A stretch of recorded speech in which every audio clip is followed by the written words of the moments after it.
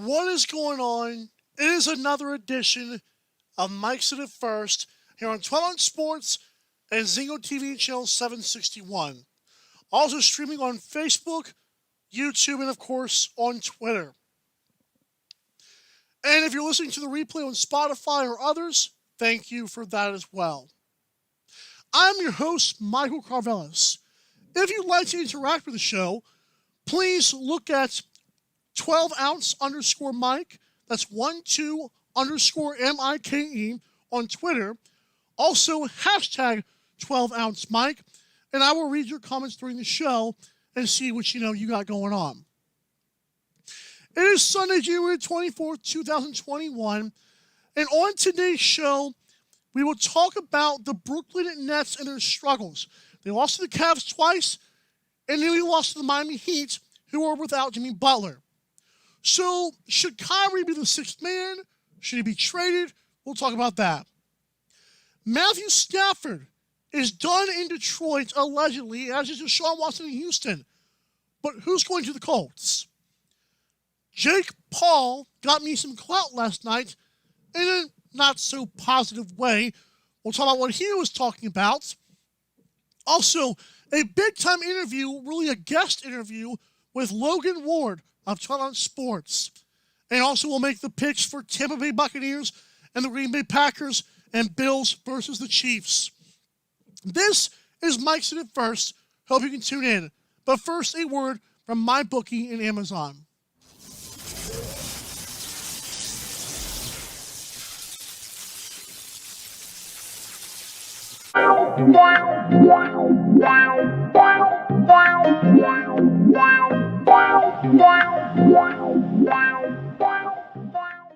Welcome to MyBookie. You're ready to create an account and start making money, and we're here to help. And remember, you can get a bonus of up to $1,000 on your first deposit. Now you're ready to bet. Just go to mybookie.ag, visit the sportsbook, click on your bet, and input the amount you want to risk or win in the bet slip. Yes, it's that easy. Just remember, at MyBookie, you play, you win, you get paid.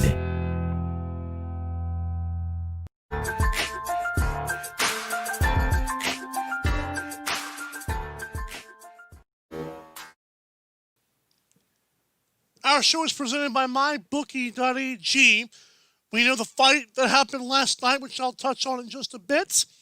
You could also bet on that, but of course that is now over. We've got some NFL games today, which I'll touch on later. But when you go to mybookie.ag, promo code 12 on Sports, that's promo code 12OZSports, all caps, no spaces, for up to a $1,000 first deposit bonus. Nobody does it like MyBookie and 12 on Sports. Since acquiring Kyrie Irving and, since acquiring James Harden, and now Kyrie Irving returning to the Brooklyn Nets, the Nets lost not one, but two straight against the Cleveland Cavaliers, whose best player is probably Colin Sexton. That's not a knock on Colin Sexton, but it's a knock on the Cavaliers roster. Then they played the Miami Heat last night, and without Jimmy Butler and Tyler Hero. And it took an 11 of 11 shooting night from Kevin Durant to knock off the Miami Heat. So, I'm confused. Remember, that people are automatically writing this team down in history as one of the best teams ever assembled, despite having no bench depth and absolutely zero defense. Kyrie Irving was just so happy that the team was, they clamped down in winning time, and Kyrie scored 28 big-time points. But these three games feature two very inferior opponents. Let's not kid ourselves. As a person who is kind of biased towards the fact that James Harden, Kevin Durant, and Kyrie Irving are all narcissistic weirdos, I would like to make mention that I would try my best to be unbiased. But it's hard when you put in performances against really not that great teams, if we're being quite honest with ourselves. So, what is the answer here for the Brooklyn Nets? I've seen this thrown out there. Should Kyrie Irving come off the bench. I actually like that, and I'll be honest with you, there's a good reason behind it. James Harden and Kevin Durant played so well together. In like the 3 games that they were together, the 2 or 3 games that they were together, they played like they had not missed a beat. I mentioned that on Tuesday's show. But Kyrie Irving kind of makes this bench look like trash, and their defense is really bad. And their iso ball, I don't know if you've seen the blooper reels yet, but it's not very pretty. They're already having stupid turnovers. I'm not sure with a head coach of Steve Nash, who I get it was a brilliant mind when it came to basketball. He was a 2-time MVP, well, kind of one, but 2-time league MVP. I understand that the Brooklyn Nets have a nice roster, a little bit, but I'm not sold. And I'm not buying the hype just yet, and I don't know if I ever will. I told you guys he might not even make the finals, and after these 3 games, I feel pretty okay with that. But I feel like Kyrie Irving, if anything, I would trade him for more bench depth. I would trade him for like maybe a pick and a couple of nice bench players. That is me being completely honest. The Brooklyn Nets would be better without Kyrie Irving. It's not a knock on his game, although I cannot stand the fact that he boycotted 7 games for going to a birthday party. But I still feel like Kyrie Irving is talented enough to where you can get something back from him and improve your bench depth. But make no mistake about it, the Brooklyn Nets are not that team. And they have shown in 3 games against 2 inferior opponents that they are, guess what, not that team. My Indianapolis Colts, after Phillip Rivers retired, thank you, Phillip Rivers. I will get to him on Tuesday because I have to get through these first few topics rather quickly. But now Phillip Rivers is gone, and Jacob Eason is in God knows where as our 4th-round draft pick. Although he was listed as being lazy and not accountable, but that's okay. I still want to give the kid a chance, but I don't want to give him a chance just yet because we're in win now mode. Jacoby Brissett should be traded because Jacoby Brissett, to be fair, only came in on goal line situations or 4th down quarterback sneaks. And no offense, when he comes into the game and everybody knows what's happening, your roster spot, nobody cares anymore. You take away any bit of play calling you ever had. If I'm the Colts, there were 2 names I'm looking at. And I would love to have Deshaun Watson in the Colts royal blue and white. I would absolutely love that. It would give us a boost. We would probably be Super Bowl champions if we just had Deshaun Watson. And I'm being serious about that. That is not an overreaction. This team is so good that if Deshaun Watson was in there next year, we might be Super Bowl champions. Or we might make the Super Bowl, for crying out loud. That is dead serious. We are that good. But Texans ain't going to do that. They're not stupid enough to do that. And plus, Deshaun Watson wants to go to the Jets or the Dolphins. Not going to the Dolphins, and Jets may still keep Sam Darnold, though Deshaun Watson is better than Sam Darnold. Yes, I can admit that. So I'm looking at a couple guys. Sam Darnold, I don't know. The 2 guys I'm looking at, if we do not draft a quarterback, and I don't think we should. Number 1, I've said it before, Carson Wentz. So Carson Wentz was the guy who thrived under Frank Reich. And as I said on my show before, I feel like Frank Reich is a guy who really pretty much carried the Philadelphia Eagles. Because now we see Doug Peterson, and goodbye, Doug Peterson, good riddance to you. I feel like we now see Carson Wentz, who's a locker room cancer. I will understand that. I will not go ahead and call out Kyrie and James Harden and not call out Carson Wentz for being a locker room weirdo. That being said, Carson Wentz under Frank Reich would probably work. But as a person who grew to hate the Georgia Bulldogs because of this, one of the reasons was because of this man, Matthew Stafford, please come to the Colts. I don't know if it'd be Deshaun Watson good, but Matthew Stafford would be better than Phillip Rivers. I 100% believe that. I have more respect for Matthew Stafford than Philip Rivers. Matthew Stafford played a couple games this year when he was hurt, and he had no business doing so, but he did it anyways. Matthew Stafford is exactly who Indianapolis needs. I would like Carson Wentz. I can entertain Sam Darnold. Deshaun Watson would be electric. I want Matthew Stafford right now. As a person who grew up in Georgia and got to suffer through the Georgia Bulldogs being coached by Mark Richt, having no Sean Marino, AJ Green, Muhammad Massaquoi, and a good defense with a couple of good linebackers, it would be my dream to be able to reappreciate Matthew Stafford. Matthew Stafford has always been very good, borderline great, but he's never been great. Prove yourself, Matt Stafford. Prove yourself. Please, Indianapolis, find a way to trade for this guy. There's ways to trade for him that does not involve getting rid of our team. Matthew Stafford to the Colts would be 100% awesome. It would make sense. There would be no locker room problems. He would be a guy to elevate our team more than Philip Rivers did. I am all for Matt Stafford to the Colts. Thank you so much, Matt Stafford. So when I come back, Jake Paul made me mad last night. I joined the Tarpsoft Sports crew to talk UFC, although I'm not really a fighting fan. But I made a comment to Jake Paul that received some backlash, and I'm going to explain my comment, why I said it, and the fun that I had on Twitter last night. This is Mike Sid first. Don't go anywhere. The interview with Logan Ward is coming up very soon.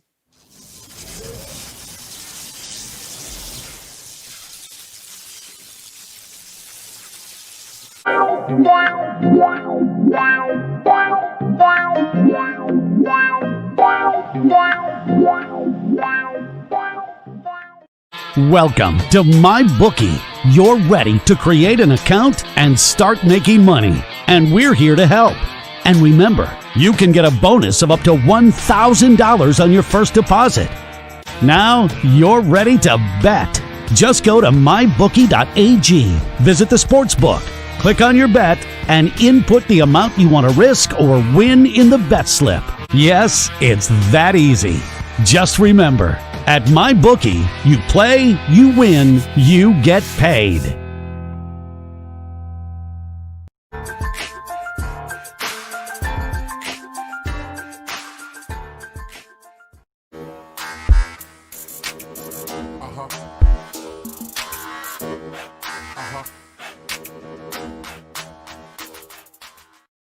At Amazon, we're pretty good at getting things done. We're pretty good at solving problems. COVID-19 is the biggest challenge we've had to face. But challenges are what motivate us. Like flying masks to our employees around the world. We're doing everything we can to get you what you need, and doing everything we can to keep our people safe. I'm former Navy pilot Sarah Rhodes, and I'm proud to lead our Amazon Air network.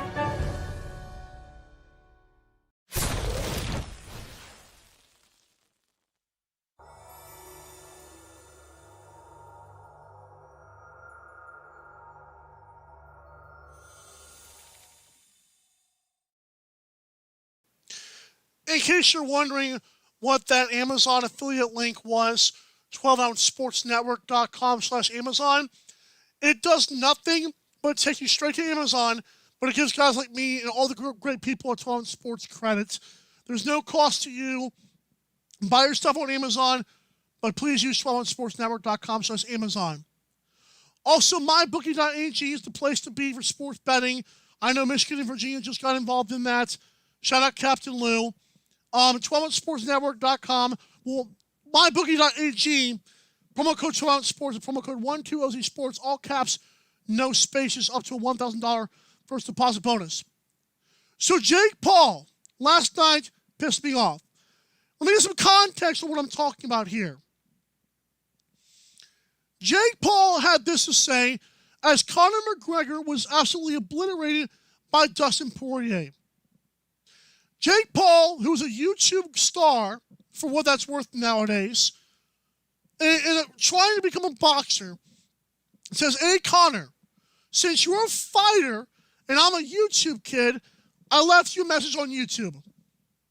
Here's what I said with 178 likes later. And I was also ratioed. "You are a YouTube kid, Jake Paul. I would fight you just so Conor wouldn't go that low. And I don't even like Conor McGregor." Somebody replied with a picture of my profile picture that got 296 likes. "Congratulations, person with 1 follower. Thank you so much." I actually love those. Like, I think my suit looks incredible on my profile. My actual profile is MKADHD. You can also follow my show, 12ounce_Mike. But MKADHD is the one that gets a lot of heat. So let me be clear about what I said, because I don't want to dwell on this for too much, because we want to get to the Logan Ward interview.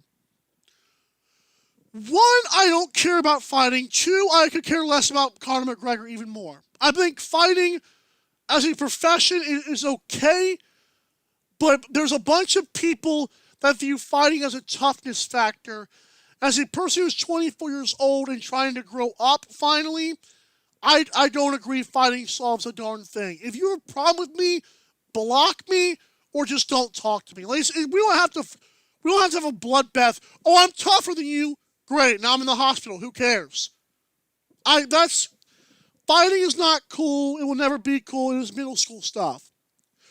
But what gets me about Jake Paul is Jake Paul, forget the fact that he's a scumbag of a human being. Him and his brother Logan are weirdos. Anybody who's 21 or younger views this as significant. Like when Jake Paul knocked out 5'9" NBA role player Nate Robinson, the world fell foul on its face. Like, seriously.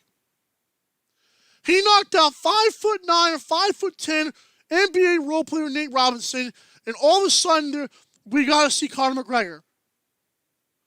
So, who did Conor McGregor fight that people really were comparing this to?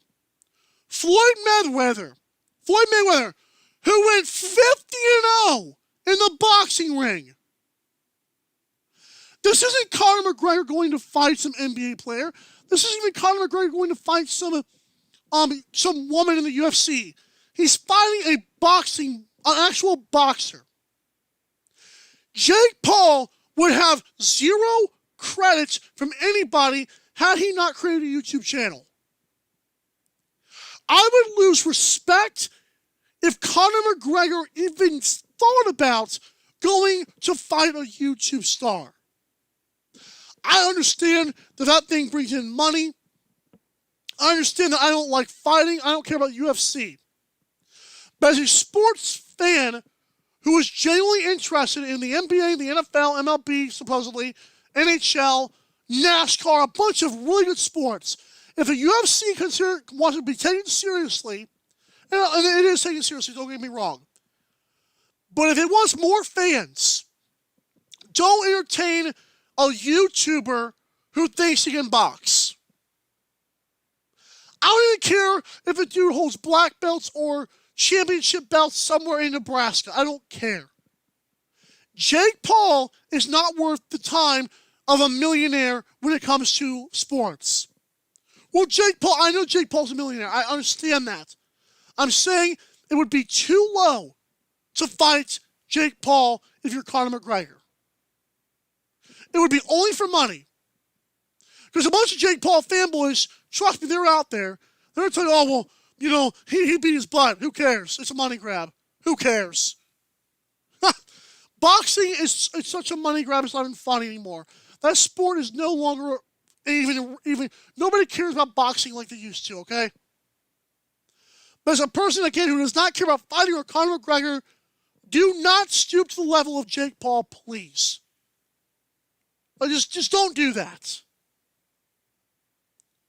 Thankfully, myself and Logan Ward, who has a great show and used to do a daily show here on 12 Ounce Sports, Logan Ward and myself got together for about 30 minutes And before, my interviews would just be questions and answers and kind of a little bit of conversation.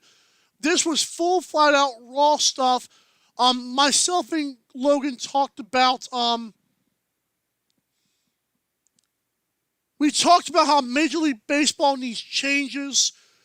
Logan lives near Houston, so the Astros, James Harden, and Deshaun Watson were big on our minds. I talked about the rise and fall of Logan Ward's old morning show, which aired daily on 12 Sports, and actually he left 12 Sports and came back. Who wins the NBA championship? Logan kind of touched on that. Also, who wins today?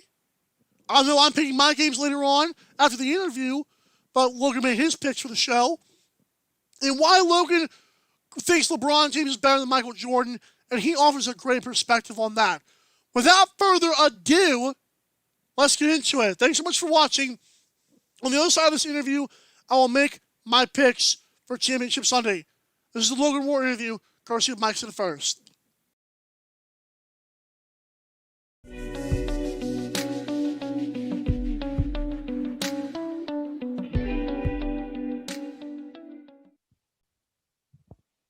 Joining me now here on Mike's in the First is the Colin Coward of 12 on Sports. This is Logan Ward. What's up, dude? What's up? How's it going? I'm doing well. For the watchers and listeners, this is going to be a little bit different interview here. This is the first time I'm trying like a little freestyle interview, so I don't really have a set of questions. But we're going to talk about Logan, life such as his 12 on Sports background, and then, of course, current state of NBA, NFL, and all kind of good stuff. And I guess we'll talk Rangers since you have a Rangers hat on. Well, look, I just had the hat on. I'm not, I can't dive in deep to the Rangers. I just like the hat. I mean, it's a good-looking hat. You got to get it. Right. I used to be a Red Sox fan. I support the Braves, but you know how the cheating stuff went down, so I didn't really care for baseball after that. Yeah, baseball is a little too slow for me, but I live near Dallas, so kind of just gravitate to all the Dallas teams. So the Rangers were always home, and I've been to a ton of Rangers games when I was a kid. You ever see Josh Hamilton play? Yeah, I got to see him play. When I was a kid, we used to go. My dad lived in Arlington, and so like we used to go. I think probably to a game once every month. Probably. I mean, we went to a lot of games, so I got to see Derek Jeter play. The Yankees. I saw the Yankees play a lot. Got to see the Astros, Red Sox. I got to see a lot of games, when I was growing up, but I haven't been to a Rangers game, I think, since 2015. So. I went to a Braves game in their old stadium. Of course, it's the old stadium. And I think they went on a walk-off, but we had such bad seats, I couldn't even tell. So I was very mad about that. I've been to a couple of Astros games, too, just like in Houston, just going there and seeing a couple of Astros games. But there's one that we were like way up in the upper deck. It was, again, when I was growing up. So we were at a baseball tournament in the Houston area. So we're like, okay, let's go to the Astros game. And we were way up. I mean, we were third deck, and there was just no one there because the Astros weren't good at the time. I mean, they're terrible. Right. And so we ended up like right at the third baseline and got pretty good seats for the end of the game. So that was pretty cool. I have a question. We'll talk about Houston stuff right now because there's three big stories I want to get to, which I was just, like I said, I'm kind of doing this off the top of my head. There's three big stories. Number one, what is your take on the Astros cheating? Like, a bunch of old heads will tell me, oh, it's been in the game for a long time.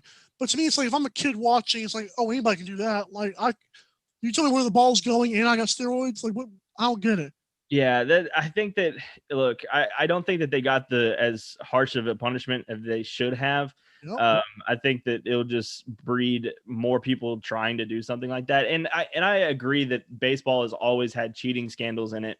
The steroids, was a big thing. And I do think that other people steal signs. Like, that's not an issue. Right. But yeah, I just think, they had spurts last year that they could still hit the ball. But it wasn't to the degree that they were during that stretch where they were, and I don't think they were doing it every play, but yeah, I don't think that the MLB did a great job with that. We could go on about Rob Manfred running things too, but I'd rather not. Another thing I want to talk about in baseball is I've talked about this with soccer too on my show. I can't recall if I've ever heard you talk about this idea: a pitch clock or a shot clock in soccer. Like, let's say soccer, big old field, bunch of slowly running around. Give them like a 90-second or 60-second shot clock, so there's more scoring. Or maybe there's in baseball. I feel like in KBO, for some reason, when I was watching early morning, it felt faster. Would that change it? I agree with the pitch clock in baseball. I think that is definitely something that needs to happen. And also, I think that there needs to be a limit of the amount of times you can go to the bullpen. I think that takes way too much time for I mean, if you're changing pitchers every 2 batters, like, it takes forever. Now for soccer, I don't think so. I think that soccer's too free flowing and free moving. I understand that we have a shot clock in basketball and it's kind of the same pace a little bit of up and down. But for soccer, I don't think that there needs to be anything. Of course, we all want more scoring in soccer, but I think that the way the game is I think soccer is fine. I wouldn't, do anything like that, but baseball for sure. Yeah, the problem with baseball is that it's not like, I know it's a worldwide sport, but it pretends like it's U.S. only sometimes. Yeah. Like soccer, we get like, it's England, all the other stuff, like they're gonna be fine. But for us as people who like scoring, like baseball, like they gotta do something. The MLB has to do something. I don't know. I mean, you look at the rosters of the MLB. It is, I mean, I don't know the exact numbers, but most of the players are not American bred. I mean, you have a lot of Dominicans and you have, people from the Asian countries. Like, you have a lot of international in Major League Baseball right now. And, I don't know. I think that the MLB has a lot of problems. It has a ton of problems that you could, lay out a laundry list, and it's not helping that the NFL is still thriving and doing things to get the younger generation involved and stuff. That isn't helping Major League Baseball at all. So, I mean, we could sit here and talk for hours about all the things that Major League Baseball needs to do. So let's talk about more negative stuff in the Houston area. Because James Harden and Deshaun Watson, you can touch on both these at the same time or separate. James Harden, we know, kind of acted fat and lazy as he tried to get out of Houston. Deshaun Watson signed a contract a year ago, and when they win the division or when they make the playoffs, he's fine. But when they don't, he's got a problem. What are you're more local, and I know you like to stay with the local people. So, I don't know about that. I think that for the Harden situation, I think for me that was more frustrating, and I am by no means a Houston fan at all. Like, I don't like any of the Houston teams, but I think that the Harden thing was more frustrating to me because he did handpick the players that wanted to play with him. That's fair. Westbrook, and he did get Chris Paul, and then he wanted John Wall, and none of them worked for him, and so that was more frustrating to me. And like, forcing your way out, okay. I think that it was time to hit reset anyway on the Houston Rockets franchise. This whole experiment didn't work. Okay. Hit the button. Now for Deshaun Watson is different for me. Because I don't think that he had number one, a great coach. I think Bill O'Brien's coordinator. I think he's a coordinator, and he was a terrible GM. Funny story here. So I was actually in Houston working, I guess it's been about 2 years now. I was in Houston working, traveling, and I was at this restaurant and I was just sitting there eating, and this was early in the morning. It was breakfast, and I look up and Bill O'Brien's sitting across the table. Like, he's sitting right next to me. And of course I didn't say anything. Like, I'm sure he gets it all the time. So I had to double check because I was like, there's no way that this is Bill O'Brien sitting right here. And he was with his wife, and I looked him up and I was like, oh no, that's him. That same day, about 3 hours later, was when the news breaks that he was becoming the GM, that they were putting him in the GM. And if I would have known that, I would have definitely talked to him and told him, don't do this. Don't do that. I think he was a bad GM. And so for Deshaun Watson, I think that you get rid of your weapons. You get rid of all these draft picks. I mean, I think that for him, this has to be, I mean, absolutely just terrible. So I'm more on Deshaun Watson's side than I would be on James Harden's side. And I agree with you to some point, because I agree that Deshaun Watson has had a worse hand dealt to him, if you will. But another thing that gets me is he saw his stuff. He signed the contract when Bill O'Brien was still the guy. Like, you can promise me, oh, I'll have a say in the interviews and all kind of stuff, but in the end, Bill O'Brien was still that dude. And I'm like, what did he see in Bill? Did Bill O'Brien promise him these things? I'm so confused as to why now. Like, I don't know. I think that I think he did like Bill O'Brien. Hmm. I think that he liked him as a Right. coach. It just wasn't good enough, and I'm sure that Deshaun Watson would say that he was a terrible GM as well. Trading away Hopkins for a paper towel is not good. David Johnson did all right, but it still is not the level that Duke Hopkins is. And so I don't know. I think that he was probably now realizes, okay, we have no picks, we have no cap space, and I understand that he's part of that cap. Right. But I don't know. I think that since he signed that contract, things have turned badly quickly for them. That's fair. And as a Colts fan, I mean, I don't know. I've always just supported Deshaun Watson. Listen, if we don't get Carson Wentz or Matt Stafford, Deshaun, I still love you, bro. Hey, no, I think that he would be perfect for the Colts. Now, I don't think they can feasibly do it. I don't think that they have the draft capital or the players that would. There's no reason to give up the farm. Exactly. I mean, it's one of those things. There is no reason because you have something good right now. If you can get I wouldn't be surprised if they try to get like Sam Darnold. I would be okay with that. Yeah, I think that would be all right if Deshaun ends up going to the Jets, which could be an interesting thing. If you have like a 3-way trade, and this situation, maybe that's something that you could do if you're the Jets and the Colts and the Texans. But I don't know. I don't know if you want to do that in division too. That's the biggest thing. NFL is so hell bent on divisions. I know. But there's just like, we play these guys twice a year. Screw you guys. Yeah, it is weird. I like Matt Stafford. I think we can put up so many signings instead of giving away stuff. Why not? But as for I think Carson Wentz and Sam Darnold have been dealt a bad hand too. They haven't been as impressive as Watson. I always thought with the first 2 years, I thought that Carson Wentz was still the better quarterback than Dak Prescott. I agree. That's coming from a Cowboys fan, but I don't know what it is about Carson Wentz, but he has not looked good in the last couple of years. And I don't know if it's the ACL that is like, I don't know if it's a mental block that he hasn't gotten over yet. I don't know if it was bad coaching. I don't know. But I'm eating my words on that one. I mean, Dak Prescott has proven to be the better quarterback between the two. And so I don't know. I think that the Eagles made their choice and they're sticking with Carson Wentz by firing Doug Peterson. So we'll see if, this new head coach in Philadelphia can do anything, but I don't know. I feel like we're not taking too much time on this anymore, but I feel like Dak Prescott carries himself with so much more professionalism.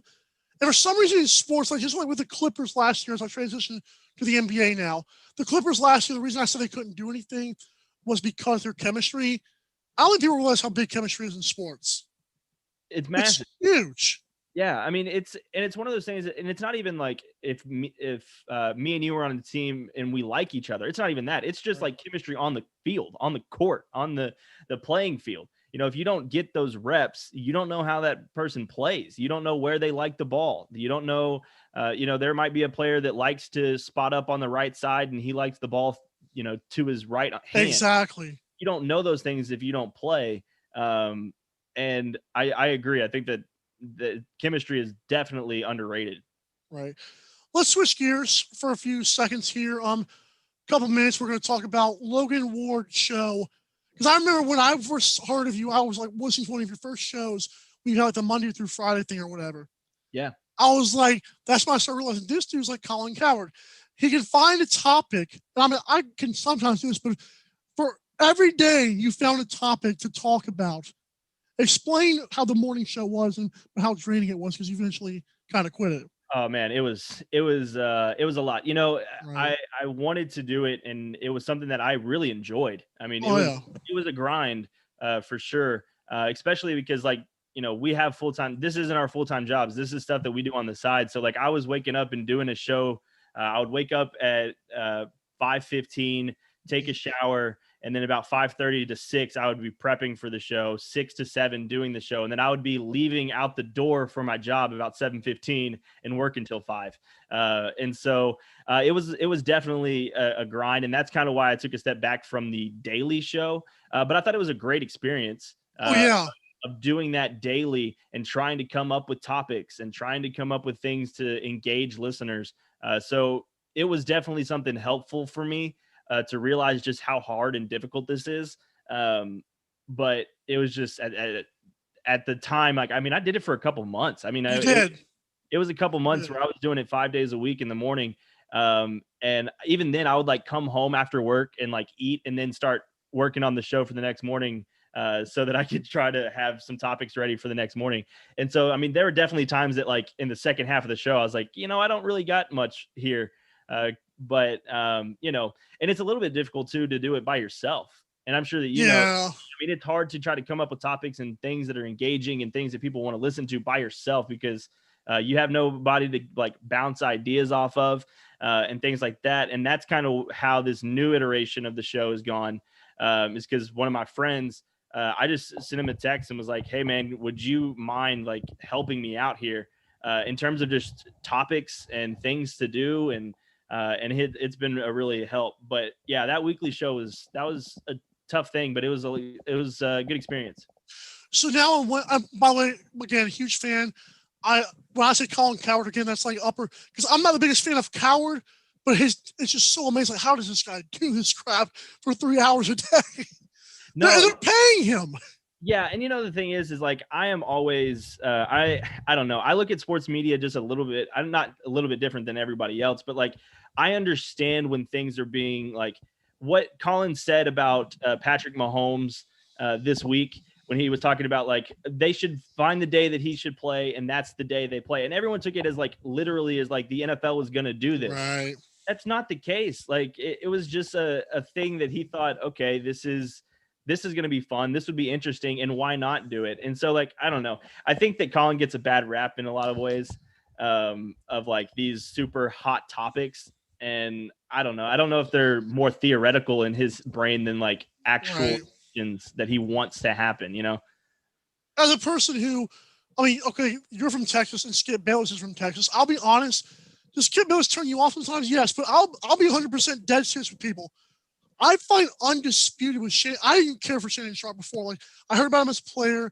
I never knew he was this good at what he did. I don't even care for Stephen A. Smith now. I watch Skip and Shannon more than I watch Stephen A. and Max. But people give like Skip a bad rap, and he keeps people captivated. Well, and that's the point, right? I mean, everyone like this week with Colin, everyone was so mad at Colin and saying he was a buffoon and things like that. But he went viral. I mean, he did his job. He did exactly what he needed to do, and people came in for the next day to see what he had to say about the moments, the big the backlash. Yeah. So like he did exactly what he needed to do. Like don't blame him for people watching it. He came up with this and you watched it. So, I am not a huge, I like Skip Bayless enough. But I just can't watch those debate shows. Right. They were repetitive. Yeah. I can't do the debates. That's why I watch Colin. And I'm a big Dan Patrick fan as well. And so like, I don't know, I like those shows more than the debate shows. Right. Just cause like the debate shows, one, it's like, we're yelling for no reason. Like there's just this is sports. Like we're yelling about things that we don't need to yell about. I mean, if you can have a conversation and then another thing is like, I think those shows breed, people lying about their takes. That's my biggest problem. Is like, I know that they have a platform and that they're subject to that, but it's like, just because Skip Bayless says something about Dak Prescott having depression, what he said about his depression was nowhere near what people thought it was. No. And I was so like, guys, come on now. Yeah, sometimes I do think it's manufactured outrage and manufactured topics. Like I don't think that Skip and Shannon disagree on, every single thing that they talk about. I don't think that that's the case. The problem, okay, so I've actually read up on that real quick. I've read up on the fact that, like Shannon told some on an interview one time, it's not that we disagree on the topic, it's that they find something, like the question will always be, who won and who lost. It's not like how the game goes. I was like, oh, what about this and this? They'll find subtopics, and it'll always refer back to Brady and LeBron. Yeah, no, that's a fair point, is that they do kind of make it a little bit more niche, because I mean, me and you could sit here and say, okay, well, we're going to talk about the Lakers game and Bucks game a couple nights ago. But if we talk specifically about Josh Hart versus Chris Middleton, then we can disagree a little bit more. Right, exactly. And, like, the Lakers are better than the Bucks. Like, everyone knows that. And so, yeah, I don't know. It's interesting. Speaking of Lakers and Bucks, two very good teams in the NBA. This season hasn't been as sexy as it was with the bubble. Obviously, they're with their home stadiums, and players are probably a little bit more relaxed. I won't say they're totally relaxed, but they're not as hell bent on winning a championship now. How are you liking the NBA season so far? Who are your early favorites for MVP and stuff like that? The NBA season hasn't really picked up yet. I know that we've already played like 25 games or something. It sounds around there. Something around there. I don't know if it's that much, but it hasn't picked up yet. And I understand that still the NFL is going on, like no fans in the stands, so there's not like these big marquee matchups. But I think that we're just on a collision course for Lakers Nets. This is a star-driven league, and stars win games. I don't see anybody in the East beating the Nets in 7 games. Exactly. Like, you might get, I know that the Nets have lost back-to-back games to the Cavaliers, but it doesn't matter. Like, we're not in June yet. We're in January. So the NBA is such a star-driven league that, Kevin Durant can take over a game at any point in time. And so I don't see anybody in the East beating the Nets. And I'm a Celtics fan, so I would love that. But it's not going to happen. Like, I already know that it's not going to happen. So they might get 2 or 3 games, but not 4. Maybe. Exactly. They're not getting 4. It's not happening. If the Nets stay healthy, if the Lakers stay healthy, I think we're just on a collision course for that. And by the way, that's going to be incredible. I mean, I would be willing to just kind of chuck up the season as a loss and just be like, okay, this is a boring season to get Lakers Nets. I think that would be an incredible series. Before I talk about another debate real quick, I want to get to one of my final points with you. NFL playoffs. We're talking about this on Saturday, but we're airing it Sunday. So today, we've got the Buccaneers and Packers. Packers are 3.5-point favorites, and then Bills and Chiefs. Chiefs are 3.5-point favorites. Who are your picks for those games? Not against the spread, but just in general. I think that the Packers Bucks game is going to be, obviously that Week 6 game was ugly for the Packers. Yeah, I do think that the Packers are going to have a better chance of winning. And I'm going to stick. We picked the Bucks to go to the Super Bowl on our show a couple weeks ago before the playoffs started. We picked a Bucks Chiefs Super Bowl, so that's what I'm going to stick with. That I'm going to stick with the Bucks and Chiefs. Again, wouldn't be surprised if the Packers won. Wouldn't be shocked if the Bills won. I think that these are 4 really good teams. But I'm gonna pick with the Bucks in Green Bay. That's going to be a good game, but I'm going to pick the Bucks to win that one. And then over in the AFC, I'm going to pick the Chiefs to win. It's going to be close. What did you say the line is? 3.5 for both games. 3.5 for both games. Okay. So I do think that I would probably pick Bills to cover, but it would be a 3-point game. Like I think that close for the Bills Chiefs. And yeah, so I guess I'm picking both teams to cover. Okay. So I'm picking, on my show, I'm going to say this anyways after this is aired, but I'm going to say, those of you watching this full interview, I've got Packers and Chiefs. Okay. And like you said, the 4 really good teams, and it's not, wouldn't be an indictment to anybody who loses any of these games, because all 4 teams are peaking like unbelievably well, and at the same time. Now, I want to talk about this because I've heard you made a good point whenever you did your daily show before about Michael Jordan, LeBron James. You said Michael Jordan, this was like around the time when Doc Rivers was telling people that LeBron, we never gave him a chance to be great. And you said Michael Jordan peaked at a time when media got just spiked. And so the media's first darling was really Michael Jordan. In your brain, I think you believe LeBron is the greatest. Why do you believe that? And give me a reason. I do think LeBron's the greatest player ever. He's not the most accomplished. I mean, I Of still, course. of course, and I would even say that Michael is more accomplished than like Bill Russell, who's won 11. Yeah, fair. I think that Michael is the most accomplished player, but I think that LeBron is the best basketball player. Um, you know, I was saying way back when. I mean, that was a long time ago. So, Right. talking about that. But yeah, the media really became big in the 90s, right when Michael Jordan was coming. ESPN was starting to hit its stride. And so, like, we had this media darling that is Michael Jordan. And newspapers were still in. But I think that if Michael Jordan had to deal with the pressure that LeBron James has had to deal with since he was fold. years old, it would be a completely different career.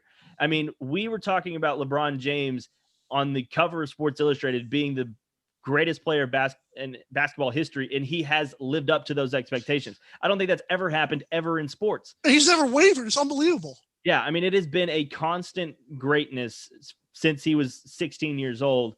And so I think that plays a big part of it. In my opinion, I think that LeBron's the best ever. He does more better. He passes. He can, he defends in spurts. I think that's another thing that, like, just our basketball acumen, like, we've changed. Hold on a second. I think I just lost some audio there. Yeah. So I think that our basketball IQ has changed, where we're like, okay, NBA stars don't need to defend every single time down the court because their players are going to make shots anyway.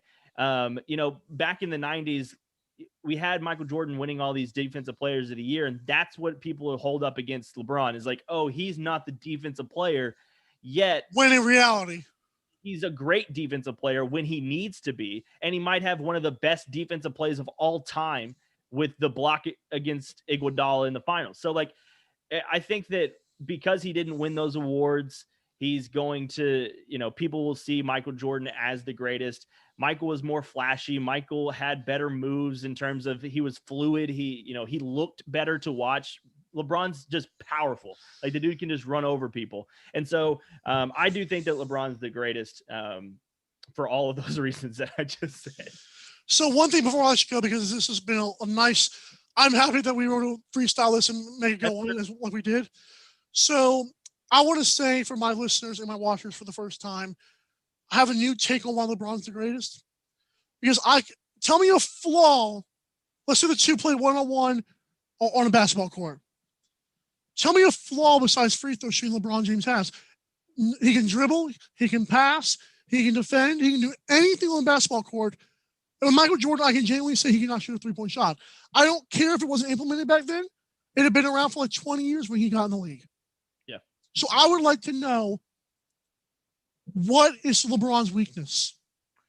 So besides free throw shooting, yeah, I mean, that's really the only thing. I think that sometimes the only thing that I don't love about LeBron is I think he gets comfortable with his jump shots.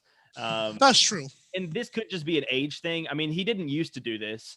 I mean, this could just be him preserving his body. But he gets comfortable with those mid-range jumpers and those three-point shots. But he hits them a lot.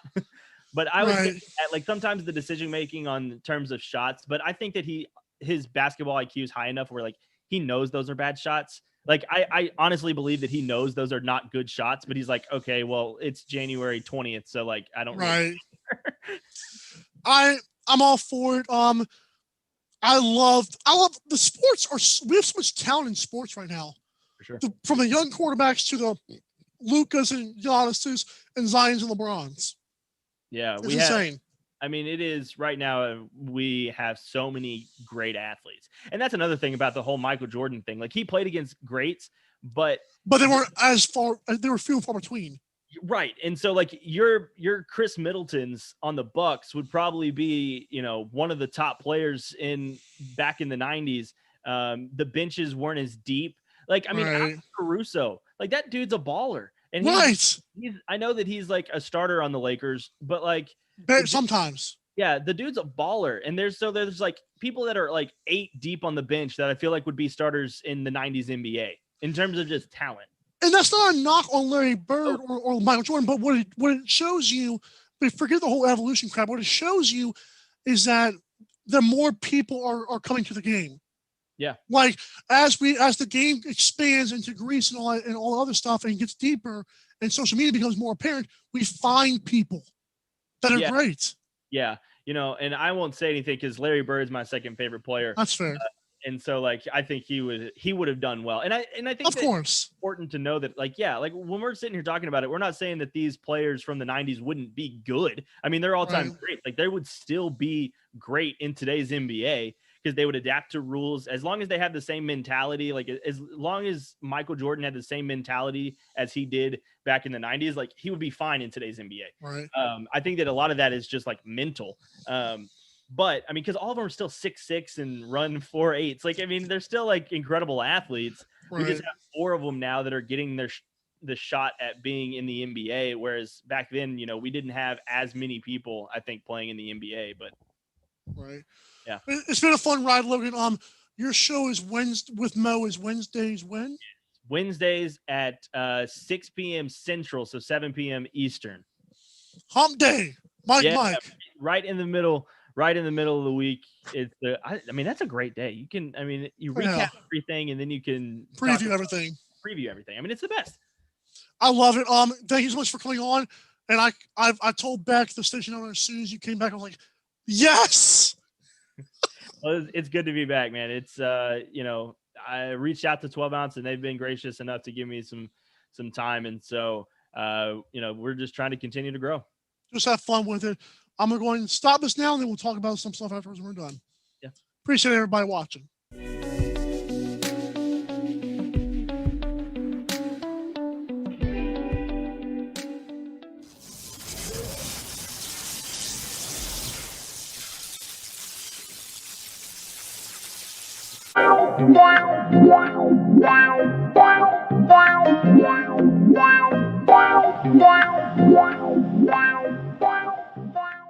Welcome to MyBookie. You're ready to create an account and start making money. And we're here to help. And remember, you can get a bonus of up to $1,000 on your first deposit.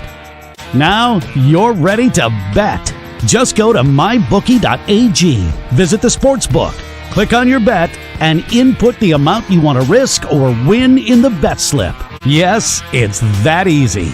Just remember, at MyBookie, you play, you win, you get paid.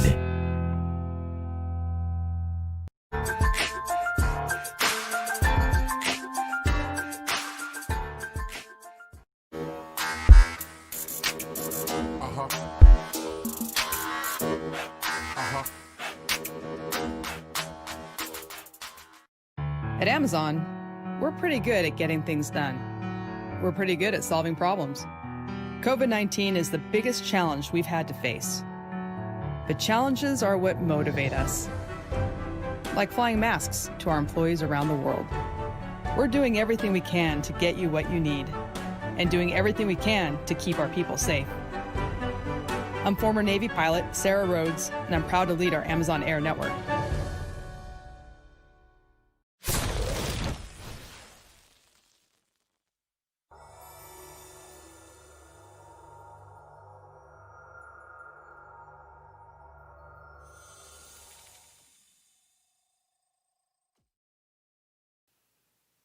For those that are watching live, Tarps Off Sports is next via Twan Sports and Zingo TV channel 761.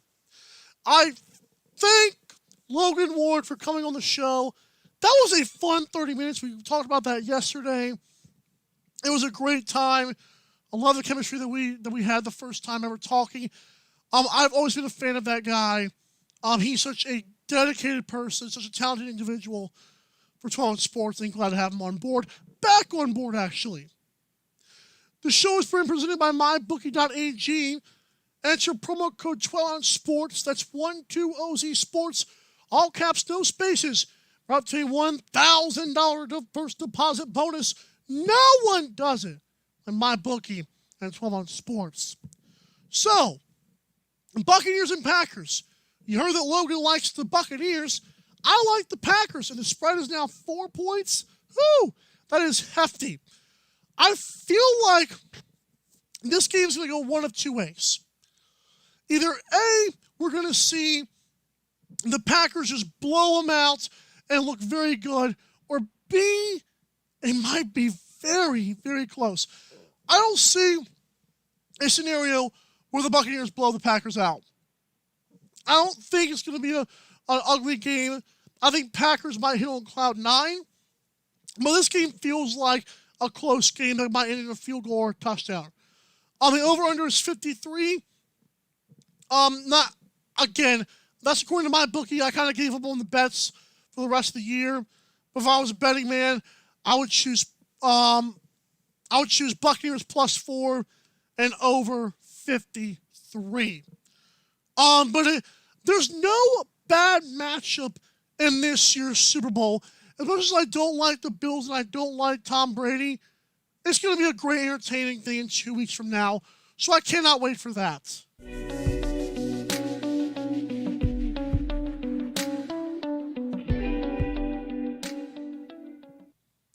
So this game I'm actually very confident in.